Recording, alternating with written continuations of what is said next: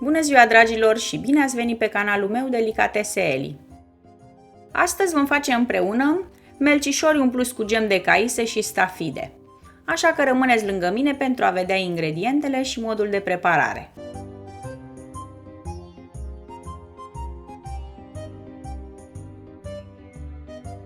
Pentru aluat avem nevoie de 500 de grame de făină cu 10% proteină, 250 de ml de lapte călduț, 50 de grame de zahăr, albușul de la un ou, 7 grame de drojdie uscată sau 21 de grame de drojdie proaspătă, o jumătate de linguriță de sare, o linguriță de extract de vanilie sau 2 pliculețe de zahăr vanilat și 15 ml de ulei.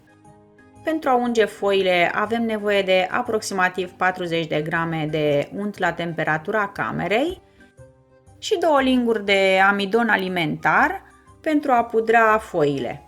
Pentru umplutură avem nevoie de 100 de grame de gem de caise și 100 de grame de stafide.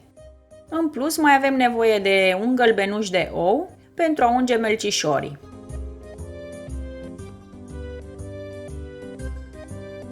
Acestea sunt toate ingredientele de care avem nevoie, așa că haideți să ne apucăm de treabă.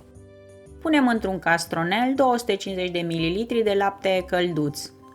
Adăugăm 50 de grame de zahăr alb, 7 grame de drojdie uscată, o linguriță de extract de vanilie sau 2 pliculețe de zahăr vanilat, 15 ml de ulei și albușul de la un ou. Amestecăm bine cu un tel și adăugăm făina puțin câte puțin. Sarea o voi pune peste făină ca să nu intre în contact direct cu drojdia pentru că îi va încetini activarea.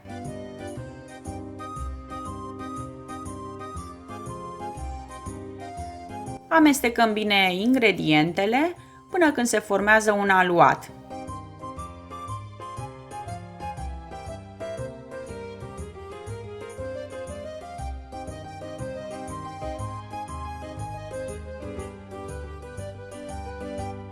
Aluatul format îl voi transfera pe masa de lucru unsă cu puțin ulei și îl voi frământa până devine elastic și nelipicios.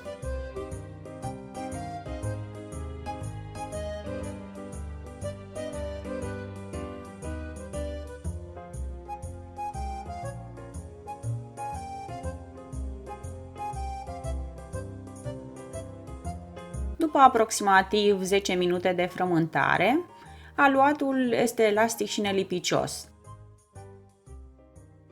Voi unge un bol cu ulei și pun aluatul la dospit acoperit cu folie de plastic până își dublează volumul, aproximativ o oră. Timpul de dospire diferă în funcție de temperatura pe care o aveți în camera de lucru. După aproximativ o oră, aluatul și-a dublat volumul. Pudrez masa de lucru cu puțină făină și voi împărți aluatul în 6 părți egale.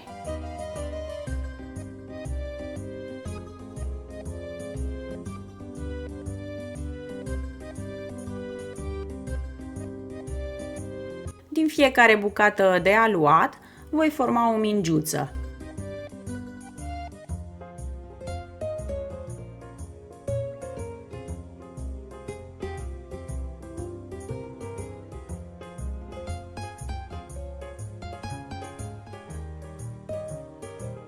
După ce am format cele 6 mingiuțe, le voi acoperi și le voi lăsa să se odihnească 5 minute. În felul acesta, aluatul se va relaxa și se va întinde mult mai ușor.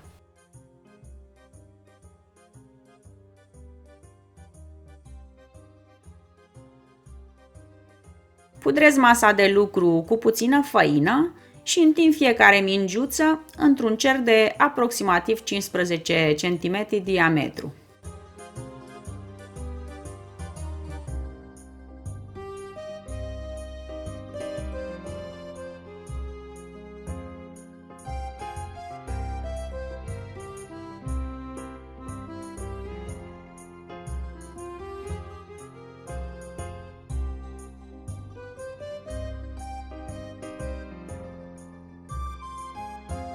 Pe fiecare foaie în parte o voi unge cu unt și o voi presăra cu puțin amidon.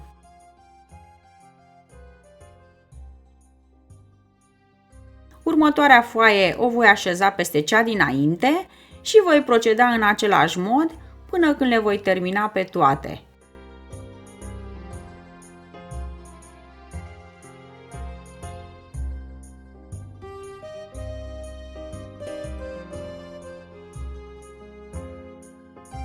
Așez și cea de-a 6-a foaie peste celelalte, dar cu diferența că pe aceasta nu o voi unge cu unt și nici nu o voi pudra cu amidon. Așez foile pe o farfurie pudrată cu făină și le dau la frigider pentru 10 minute pentru a le tăia mai ușor. După 10 minute, pudrăm masa de lucru cu puțină făină și întindem foile cu ajutorul unui sucitor, formând un dreptunghi cu dimensiunea de 40 pe 45 cm.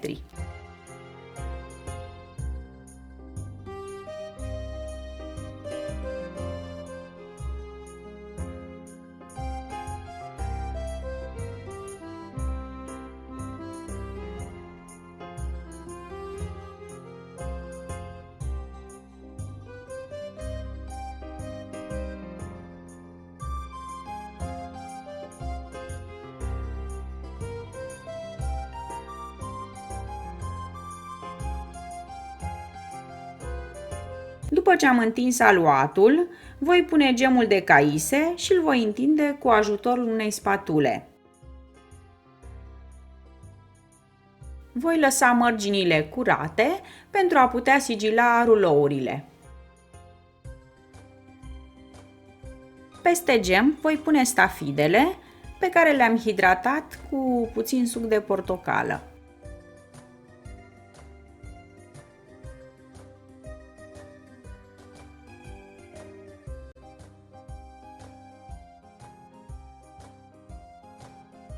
Voi rula aluatul cu grijă, cât de strâns pot.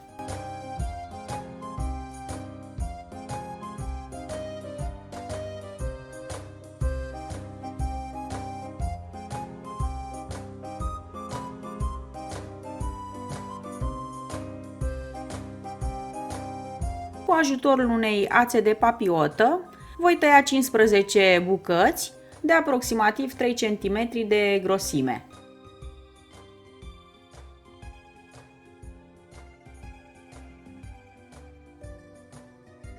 Sigilez fiecare melcișor în parte pentru a nu se desprinde la cuptor.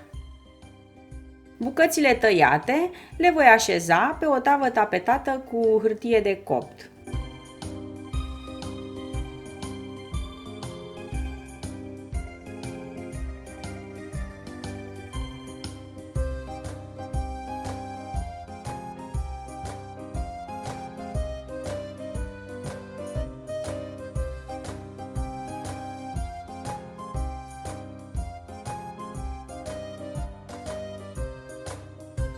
Fiecare rulou îl voi aplasta cu ajutorul palmei pentru a-i da forma de melc.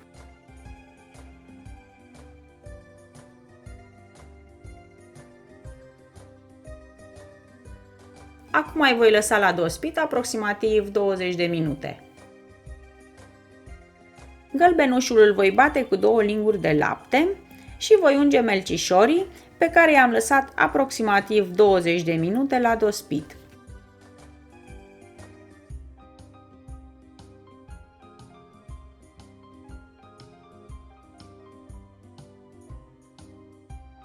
Voi coace melcișorii pentru aproximativ 25 de minute la 170 de grade la cuptorul preîncălzit. Melcișorii sunt gata, s-au rumenit foarte frumos și au împarfumat toată casa. Îi voi pune pe un grătar ca să se răcească puțin și îi voi servi alături de o cană cu lapte. Dragii mei, am ajuns și la finalul acestei rețete. Sper că v-a plăcut și sper să o încercați și voi. Dacă vă plac rețetele mele, nu uitați să vă abonați la canalul meu, este gratis, și să activați clopoțelul pentru a nu pierde niciuna dintre rețetele mele. Vă mulțumesc că ați fost alături de mine și vă aștept cu drag și la următoarele rețete. La revedere!